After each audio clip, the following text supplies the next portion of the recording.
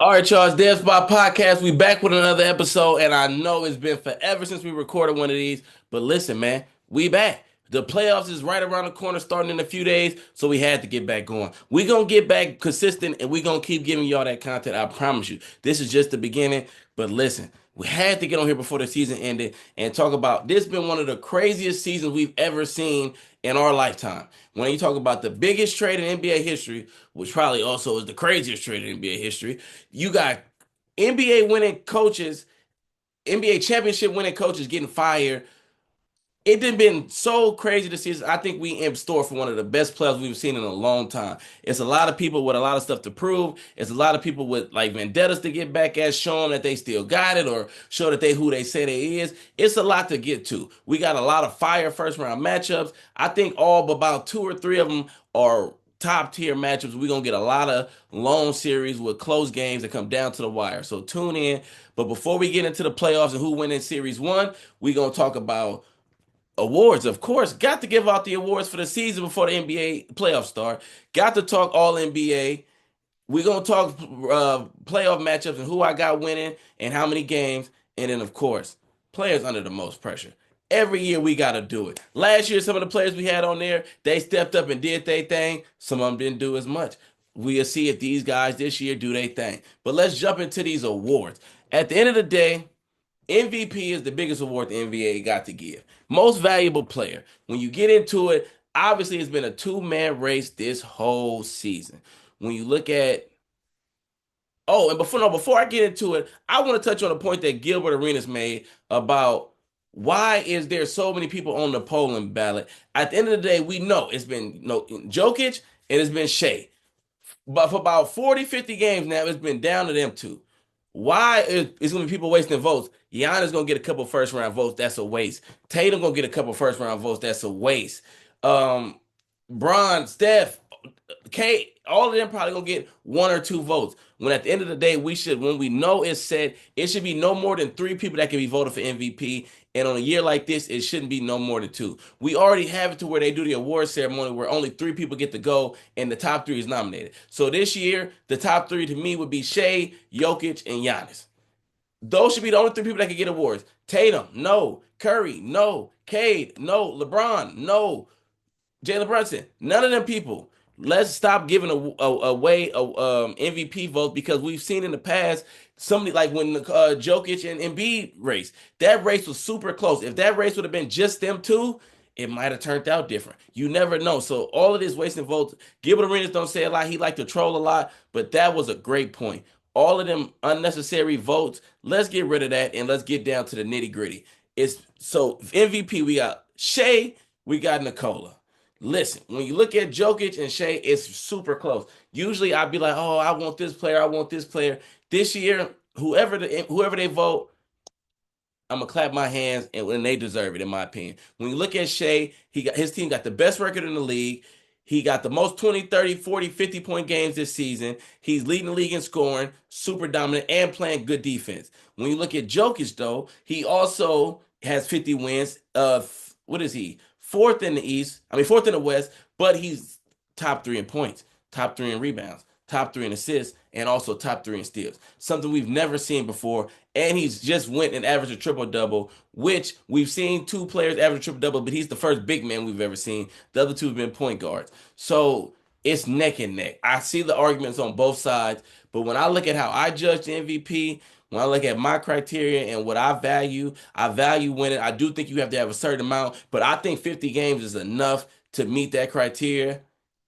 I gotta go with Jokic, man. I'm so sorry, Shea. I think Shea gonna get it because they feel like Joker's got too many of them. But I don't have voters fatigue. I don't care about nothing like that.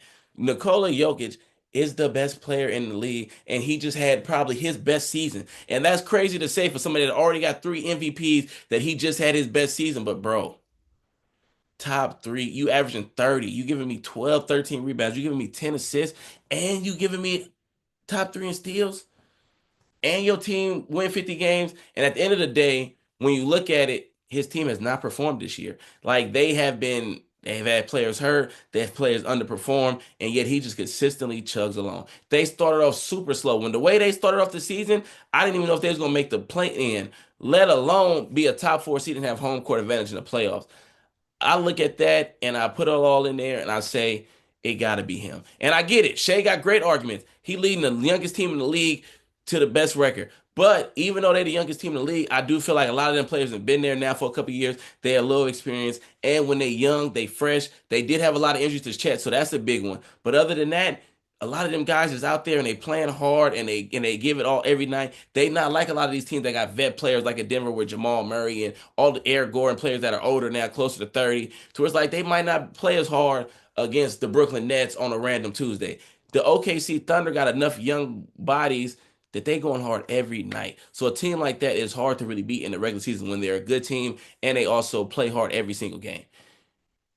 That's not something that you should hold against him, in my opinion, but it's just so hard to go. Last year, I had Luka winning MVP, averaging 34, 9 and 9, 50 wins, top 4 5 seed in the West.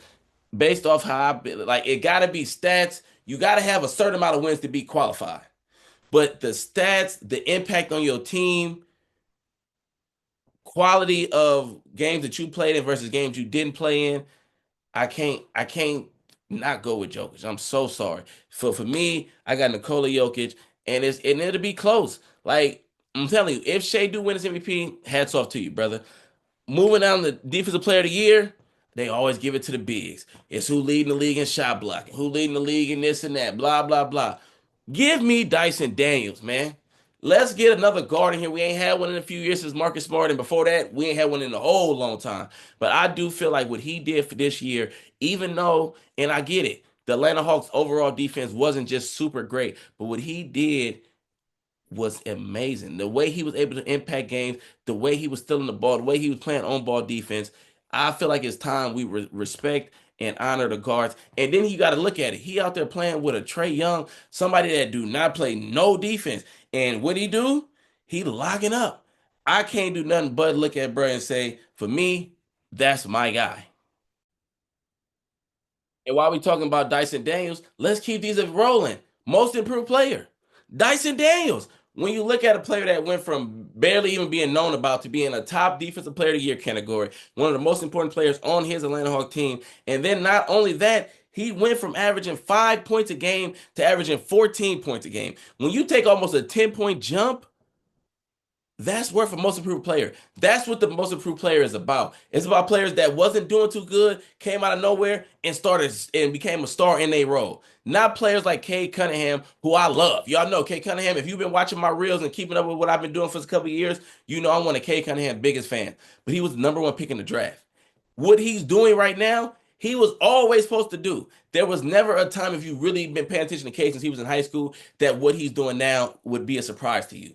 26, 27, and 9, leading his team to the playoffs. That's what it was always supposed to be. That's what it was always going to be. Do not give him this award and stop giving it to players in the top couple. I seen somebody on Twitter even say, Kay shouldn't get this award. We should give it to Mobley. Great. The guy that went second or third in the draft. What are you talking about? That's still too high for it. It needs to be somebody like Dyson Daniels. You could even look at Zubac. I would even put Zubac up there as my second runner-up behind Dyson Daniels before somebody like a Mobley or Cade. Look at the steps Zubac took on both defense and offense. He a defensive player of the year candidate. I would have to give it to them players that are like that was under the radar and now they balling. Not somebody that was a superstar since he was 15 years old. Cut it. Keep it rolling. We got coach of the year. This one was tricky because there's a lot of teams that overperformed this year. You got the Cavs, who the number one seed in the East. I don't know if nobody's seen that coming. We could have all seen them being a top three seed, but top one over the Boston Celtics. Don't know if we've seen that. Ime Udoka, the job he's done with the Rockets having them as a two seed, don't think we would have saw that.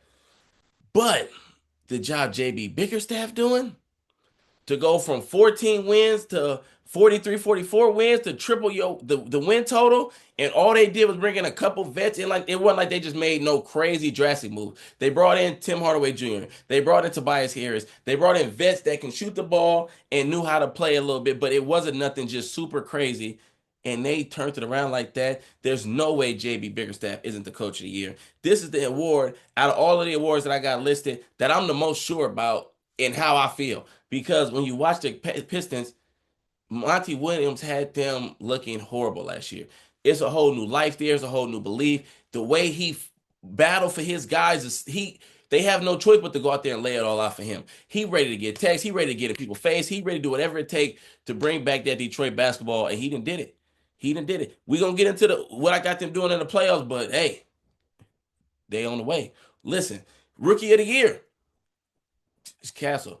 I'm so happy the Spurs, in the efforts of getting the point guard, did not trade him. He is a future star, in my opinion. When you look at what De'Aaron Fox, him, Wemby gonna be able to do moving forward, oh my God, it's gonna be special. Obviously, this is one of the more underwhelming rookie of the year. I mean, rookie classes we've had in a long time, but I still think that Castle is gonna be one of the ones we look back in 5 years and say, wow. He was a real gem in that draft. So I got to go with him. Obviously, the first pick in Atlanta, he been coming alive. Czar starting to play a little better, but we got to go with Castle. Because I'm looking at what you've been doing over the course of the whole year. Not somebody that kind of came on and started hooping late. No, Castle been doing it. I'm rocking with him. And six man, this is also controversial. Controversial. I think Peyton Pritchard probably will win. But when you look at the job Malik Beasley done for the Detroit Pistons, another key addition they got this offseason, bro. Not only was he their sixth man, he was their second best player. Like literally, Peyton Pritchard was putting up numbers. I think he led in points and in a lot of different categories off the bench. But when you talk about Malik Beasley, once Jaden Ivey went down, the only player that was consistently scoring every game besides Cade was Malik Beasley. Nobody else. Like, you know what I'm saying? Tobias would have 16, 17 here and there. Asura scored a little bit. Duran came on late and started balling, but he was a little inconsistent. Malik Beasley, every single game, was giving Cade Cunningham what he needed to ball out. So I got to go with him just based off importance. The Celtics are a great team. If you take Peyton Pritchard off that team, I don't think they win that many fewer games. If you take Malik Beasley off the Detroit Pistons, I don't know how many games Detroit win. They definitely aren't in the lock for the playoffs. At best, they would be in the play-in. They might not even make the play-in without Malik Beasley. His impact on that team been that big. I swear I'm not lying to you. Go back and look at his numbers, what he was able to do. Shout out to Malik Beasley. You might not get it, but you're going to get your love here at Dead Spot. Okay, now that we went through our awards for the season, let's get into the All-NBA. This was a little tough this year because there was so many people. My guy Luka, shout out to Luka, a real first team warrior. 5 straight years first team All NBA. It would have been 6, but he didn't meet the game criteria. They done put in this new rule, whatever. But let's get right into it with our 4 for show locks. We got, like I said, Shai Gilgeous-Alexander, Nikola Jokic, the top 2 candidates for MVP. Giannis, also, this would be his, I think, 6th, no, this would be his 7th straight year making first team All NBA. We got to get on another episode at a later date. I'm going to get into it, but I'm really starting to feel like Giannis is underrated. I don't even know how he's not haven't been getting more talk in this MVP discussion with what he had to do. People say he started up slow. So did Jokic in Denver. He turned it around and was able to get them back into playoff contention. So Giannis, you're going to get your love. Not this episode all the way, but I got some episodes I'm be talking about you. Obviously, Jason Tatum, been balling. I think this is 3rd straight year making first team All NBA. Real hooper, not too much to say about him. Smooth. I think he took another step in his playmaking ability, which was great to see. Obviously, he's scoring. He took a little step back, but not because of his ability, but they just got a lot going on with a lot of different people to get the ball to. But when he needs to lock in and go get a bucket, you know he can get him with the best of them. In this 5th spot, I've been going back and forth. I've talked to a lot of my people that sports. I've been watching everybody on TV talk about it. But for me, I think y'all know where I'm going. Cade Cunningham, 26 points, 9 rebounds, turned his team around. They go as he go. When you talking all NBA, we talking the 5 players with the best impact this season. Those 4 for sure. You can't argue nobody over Cade, in my opinion. You got Ant-Man, who had a good year. He started off a little like he was doing good early on, but he really ramped it up halfway through. You got Steph, who was real shaky at the beginning, and about midway turned up, and then once they got Jimmy, he just took off. Bron was playing really good. Bron had a stretch about 2 months where he looked like, okay, he a lock for first team.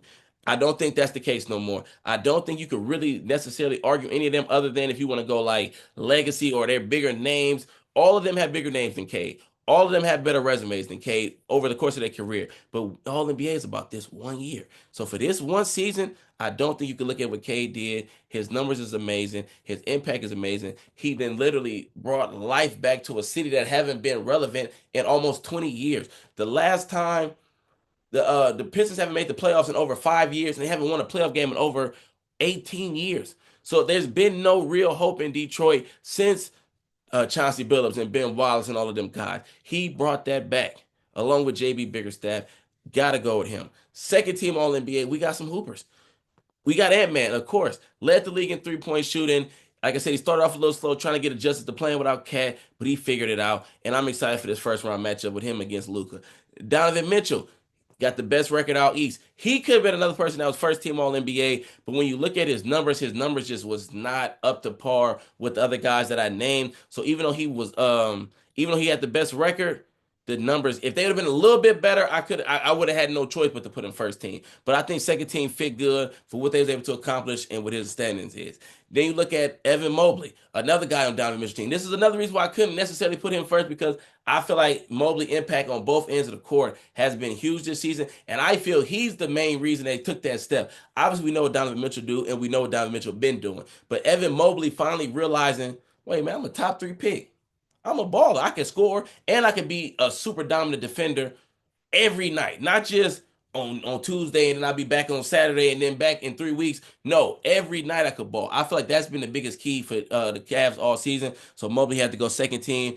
And then we got the OGs. We got Stephen Bron. When you look at it, Bron, shout out to you, bro. Season 22, 40 years old, still hooping.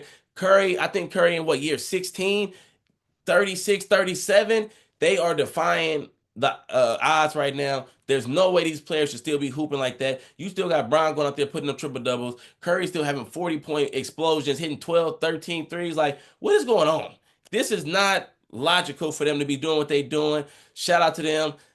Um, that's how you wrap up my second team. Coming in my third team All NBA, this guy has went from being overrated to now I feel like he's underrated, and it's happened like that. When you come on the scene so hot, it's like, oh my God, could he be the best player at this position? Then it's like, hold on, pump the brakes.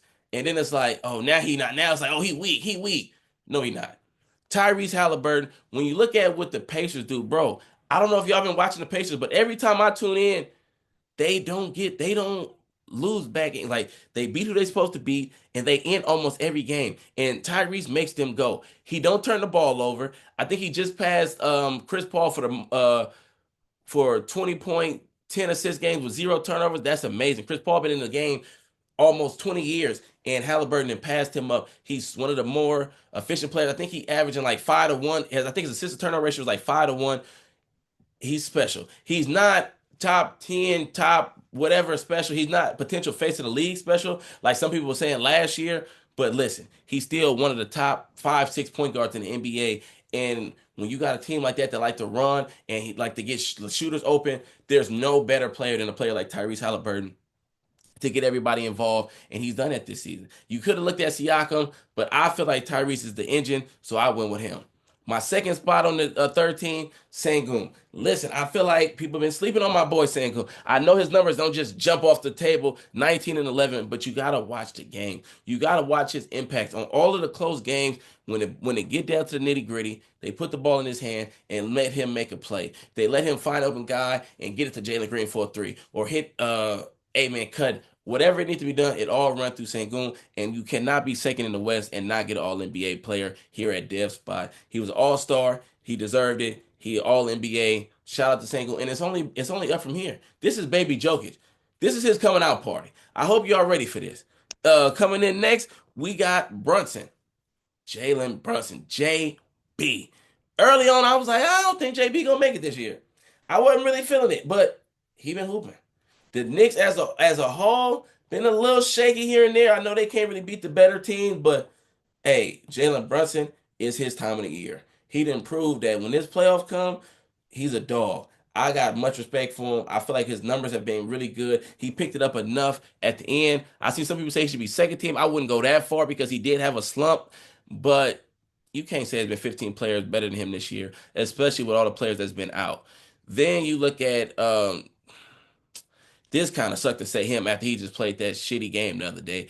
But Jaren Jackson Jr., I still got to give it to him. At the end of the day, he was Memphis Grizzlies' best players all season. I know they fell off at the end and just did a nosedive, but for the most part of the season, they was hooping. He was an all-star.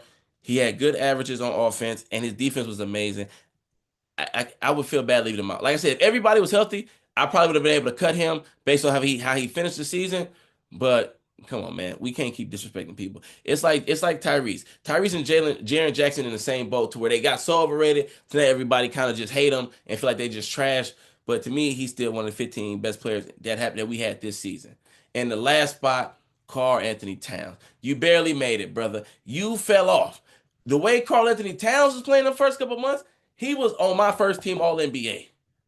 So for him to go all the way down to third team was a little bit like but I still like what I seen from him. He was still consistent enough. His shooting, his scoring, his rebounding. This one of his better rebounding seasons he's ever had.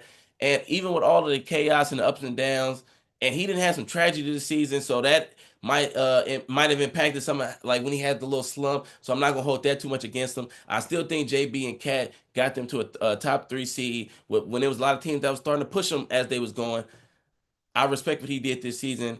I wish he could have stayed a little bit more consistent. I would have had him higher, but I wrapped my list out like that, and I feel really good about my All NBA team. Let's run back through it. First team: Shea, Cade, Tatum, Giannis, Jokic. Second team: Ant-Man, Donovan Mitchell, Mobley, Steph, Bron.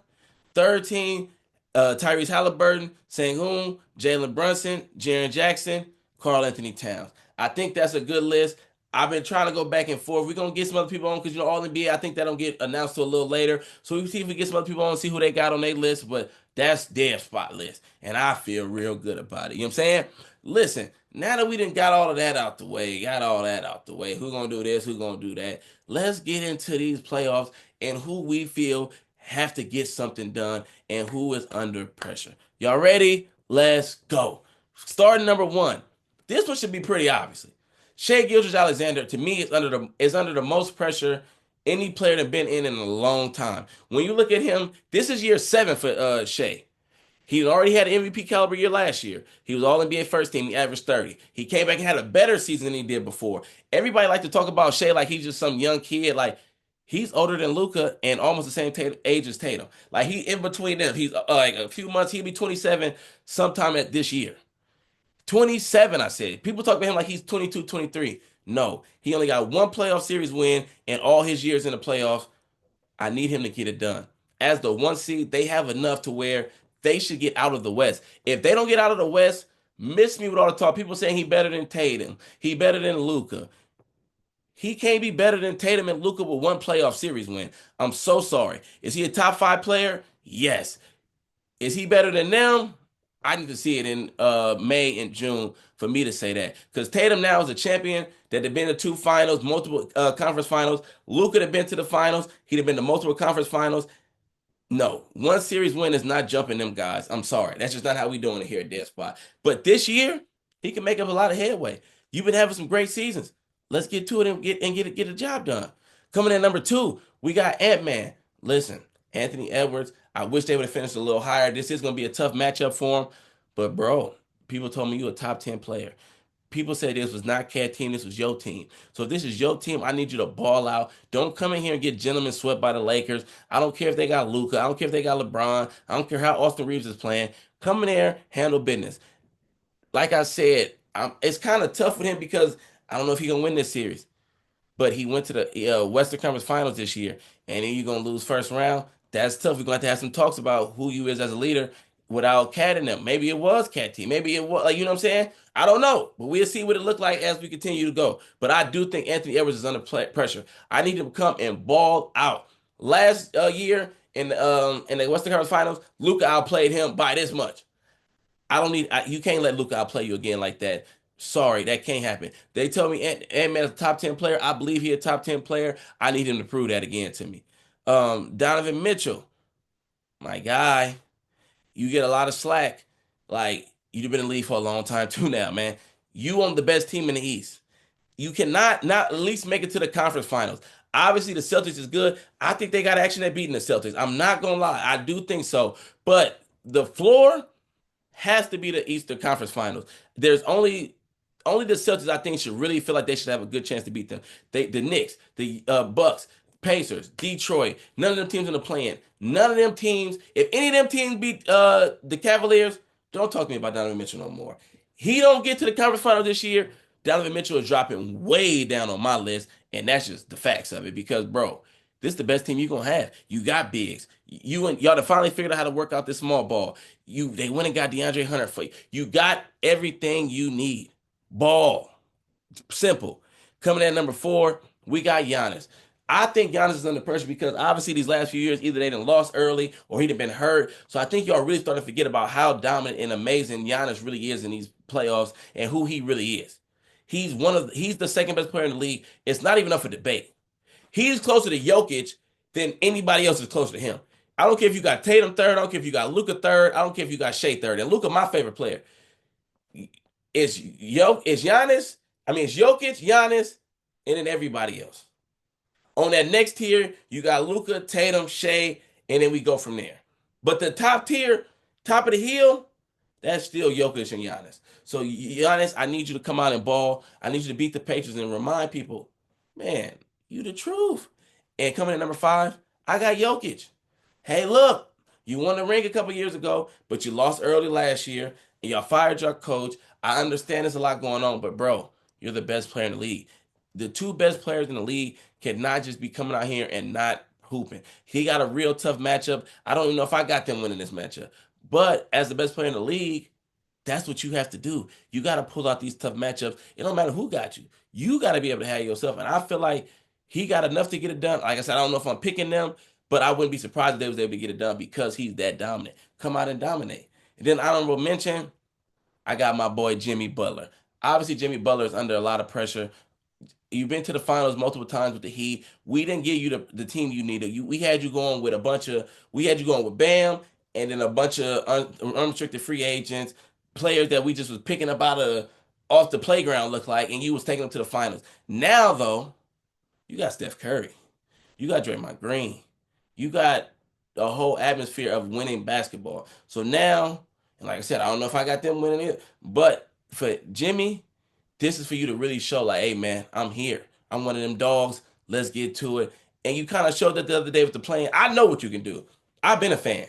But some of the guys that wasn't as tuned into what was going on with the Miami Heat and don't really know how you get down when it's time to get down, show them what you do, man. Show them why you that guy. You know what I'm saying? Let's get to it. But that's my list. Shea, under most pressure. Ant second. Donovan Mitchell third. Giannis fourth. Jokic 5. Jimmy Butler, honorable mention. Now, let's get into these matchups. I think we're going to start out west. And like I said, every matchup but that OKC matchup, I think it'd be good. That OKC matchup probably be that'd probably end at 5. I don't care who they get. Memphis, with Ja and the way Desmond Bane up and playing, Mike could push it a little bit more, but I would pick him to go 5 against either one. That's why I didn't even wait for that to be done for me to do this video. But let's get into number 2 versus number 7. The Houston Rockets versus the Golden State Warriors. I think this is going to be the best series of the whole first round. Like I said, we got a bunch of good ones. But this one is the OGs versus the young guns. Who going to get it done? Experience or fresh legs? And when you look at it, obviously on the Warriors side, they got Steph Curry. Obviously, they got Draymond Green, who have championship caliber pedigree. You got Jimmy Butler, who know what it takes to get to the end. They got a lot working in their favor as far as experience go. They have way more games played in the playoffs than Houston Rockets. I get all of that, but at the end of the day, even though Houston don't got no experience and Houston ain't been here before, I'm rocking with the Houston Rockets. I am. I'm rocking with the Houston Rockets due to the simple fact they have enough guys to chase Steph around. And I know people are going to say, oh, you just doing that because of the game that happened a couple weeks ago. Before that, I swear I could pull up the tweet on Twitter. Before that game even happened, I said, whoever get Houston in that first round, I just don't feel like that's going to be a good matchup for them. If it's the Warriors, I don't like it for them because they got players that can chase around Steph. They got players that can guard Jimmy on the perimeter. And when you get past that, who's the consistent scorer for the Warriors? The way they play, Draymond give you points here and there. pods. He been playing good, but is he gonna be consistent enough in these offs? It's yet to be determined. He hasn't been consistent all season, in my opinion. It's not a lot there. All that small ball. You're not gonna be able to go against the Rockets with Steph Curry, Gary Payton Jr., Moses Moody, um, Pods, and Draymond. That's not gonna work. You're gonna have to go bigger. Looney gonna have to be big in this series. Post gonna have to be big in this series, and they're gonna need Kaminga. But right before the playoffs start, they benched Kaminga. How do you bench somebody that you know is going to have to be key in the series that you're going to have coming up? That made literally no sense. And they're playing with fire because it's not like he's some vet that just stay ready. Like, oh yeah, I've been in this 10 years. I know how this go. He's still a young cat, and he's finished. He's supposed to be getting paid this offseason. So now it's like y'all done benched him and then killed his whatever little hope of getting paid he had, and now he's supposed to come out and ball in the playoffs. I hope he do because I was a fan of Kaminga ever since he came out. But I don't know. When you look at Houston, though, I love what Amen bring to the table. Jalen Green. If Jalen Green wasn't inconsistent, this wouldn't even be a conversation here. The Houston Rockets would definitely be winning this series. But because he's a little shaky, I see him going having 2 or 3 games where he have 25 plus for sure. Sagan, obviously, you look at it. I think his numbers against the Warriors this season haven't been great, like 17 and 11 or something, like 18 and 11 or something like that. But I feel like with Ime being able to coach him, I mean being able to go watch film with him game to game, be able to lock in. I feel like he gonna. I feel Sengun gonna have a great series. I'm projecting somewhere between like 23 to 25, 12 and 6. I'm telling you, he gonna ball. I really do feel like he gonna be able to carry them late, and I don't think they gonna have enough. Obviously, Draymond Green is a defensive player of the year candidate. He's just not big enough. Sengun is a real, true big man with moves and this and like, it's going to be a lot. They're going to have to go with Looney or Post or somebody to try to get in there. And if you got Looney out there, that's going to kind of slow up your offense a little bit. It's just a lot. I feel like I feel like they're going to be able to get up and down on the Warriors, but not also get down up and down. They're a top 10 half court offense. You don't really see teams as young as Houston being a top 10 half court offense. So I just feel like, and I think Ime Doku going to outcoach Steve Kerr. Let's just get into it. Ime Doku is one of the better coaches we have in this league. Obviously, he had his scandal and had to leave Boston, but he's showing you right now with these young guns what it's like. And he got dogs over there. It's a bunch of dogs on the Houston Rockets, and I think they pull it out. Shout out to them. I got Houston winning in 6. I got Houston winning game 1. I got Warriors winning game 2. Houston winning game 3. Warriors winning game 4. Rockets winning game 5, and then closing it out in Oakland in game 6. I mean, in San Francisco in game 6. But like I said, it's gonna be every game is gonna be hard fought, and I think it's gonna come down to the fact that I just think these Rockets got more players that can guard Houston than the Warriors got that can guard them. That's just how I look at it. That's just my opinion. I'm from the Bay Area, so I know a lot of people gonna be like, oh, da da da. I'm gonna get a lot of slack for not taking the Warriors. My wife is a big Warrior fan, but I gotta tell the truth, and that's how we rocking. So listen, moving on to the next series, we got the Clippers and the Nuggets. Ooh, this gonna be another good series right here. When you look at this, obviously Jokic is the best player in the league. I said he was under pressure. He got a ball out. I think he's gonna average close to a triple double and hoop. This series for them, all obviously, which it always does, is it come down to what Jamal Murray gonna do. Is Jamal Murray gonna come out and be a top 3, 4 player in the series, or is he just gonna be another regular role player? I mean, a regular guy like he been. Because when Jamal Murray is outplaying the other team's second best player, it's no hope. So if Jamal Murray could come out and outplay James Harden consistently, Jokic, I mean, Denver got a real shot. Because Porter gonna hit his threes. Aaron gonna play hard. You know what I'm saying? Russ gonna play hard. But what Jamal Murray gonna do? He is the engine to all of that. But on the other end, that man, Kawhi Leonard. Listen, y'all know Kawhi be hurt. I get it, all of that. But when he's healthy, that's still a top 6, 7 player in the league. The way he ball on both ends of the court, the way he move his like he's literally unguardable. And the way Harden playing, like Harden, he looked great as far as his scoring. He back to getting buckets. His playmaking is elite. He giving more effort on defense. I have to go with. I gotta go with the Clippers. I gotta go with the Clippers in 6. I'm going with the Clippers in 6. I want to say 7, but I just feel like Denver don't do enough to get it. I think Clippers would be up 3-2 going back to Los Angeles, and I just don't know if Denver got enough to get that road win down 3-2 to force a game seven. So we going. I think Denver could come out and win this first game. I think Clippers win game two and game three. Jokic win game four, five and six. They go to the Clippers and they move on. I do see it like that. And in this last series, we got the Lakers and the Timberwolves. I really wanted to pick this series to go five. No, you know what? We going five. I'm switching it up. I was gonna say six and trying to give Ant little bit of respect.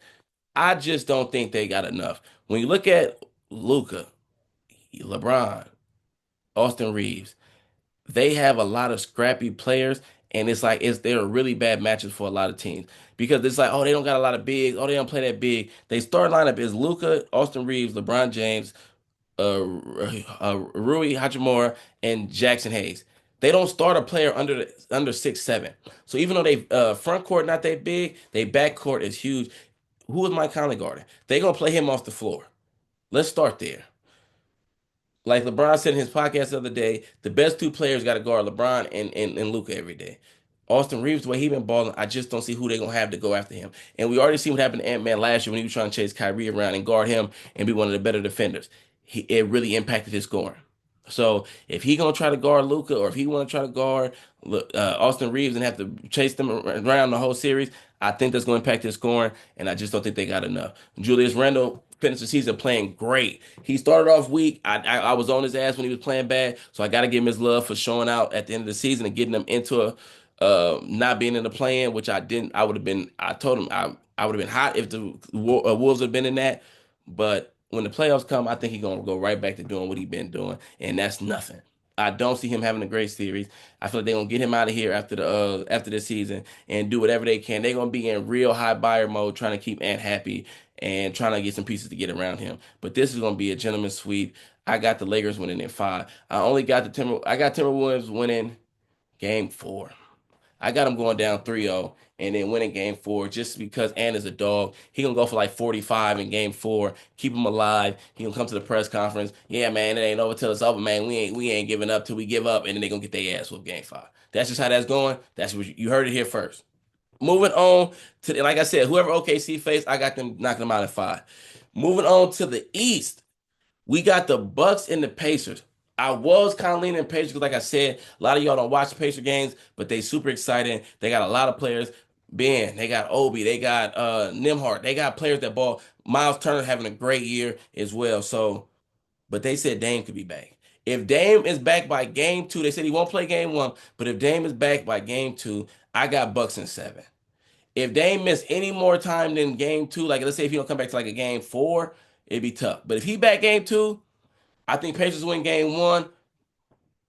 The Bucks finna get with him. That's Giannis, the way he been playing, the way he been on the tear, he need his running mate with him. Obviously, I think the Kuzma trade was a mistake. That was a panic trade, but I think they'll have enough to beat them. I don't see them having an answer for Giannis. Obviously, he got hurt last year in the playoffs against the Pacers. I know he remember that, and I know he wants some get back. So I'm taking them in seven if Dame is there. If no Dame, I still think Giannis could force him to seven, but I don't think he'll have enough. If no Dame, I'm going with Pacers in seven.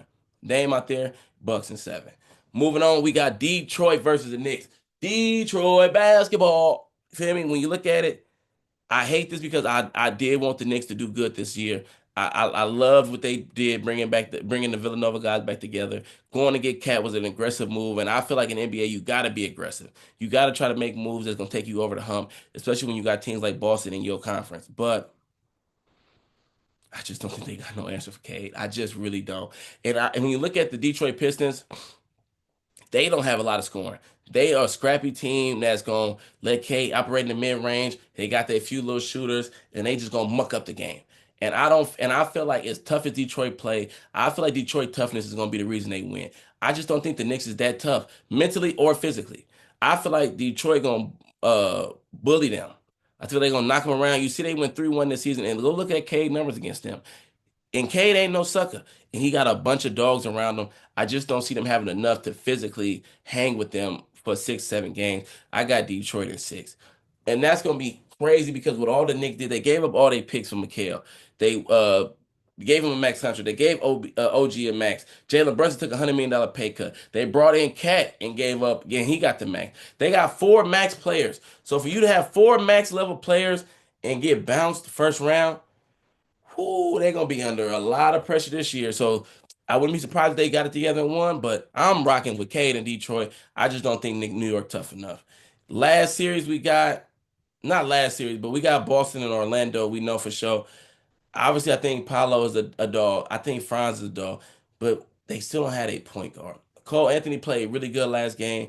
Jalen Suggs is a two guard. Anthony Black, he here or there. They need to go get a point guard. They need to go get Trey Young and come and try to really make some noise next year. But this is not the year to make that noise. I think they will get one. I think they'll be kind of like the Timberwolves. I think they'll get game 4 because Boston sometimes can't take their foot off the gas a little bit. Give up the game 4, let them win that game, and then they get them out of there for sure. And in the top series, who I don't even know. Oh my God, I pray my Heat lose and we get to go to the lottery. But if it's my Heat, Cavs get them out of there in 5. And I don't even know who else. I don't even know who we playing. Oh, we playing Atlanta. They probably sweep them. If the Cavs got to play Atlanta Hawks, they probably sweep them out. So that's how we got it going. That's what we got for the playoffs. Let's run through it one more time. OKC getting whoever they play out in 5. Houston beating the Warriors in 6. Clippers beating the Nuggets in 6. Lakers beating the Timberwolves in 5. Cavs getting Heat out. If it's the Heat in 5, they getting Atlanta out in 4. We got the Bucks. If they ain't play, we got the Bucks over the Pacers in 7. Detroit over the Knicks in 6. And Boston over Orlando in 5. Listen, y'all, we'll be back with more episodes. We out for this one, but stay tuned. We're gonna be doing videos as the pile's going on. We're gonna be talking about some of the teams that didn't make it. We're gonna be discussing as these games. We got every team that's playing this weekend, so lock in, tune in. We out though. Peace.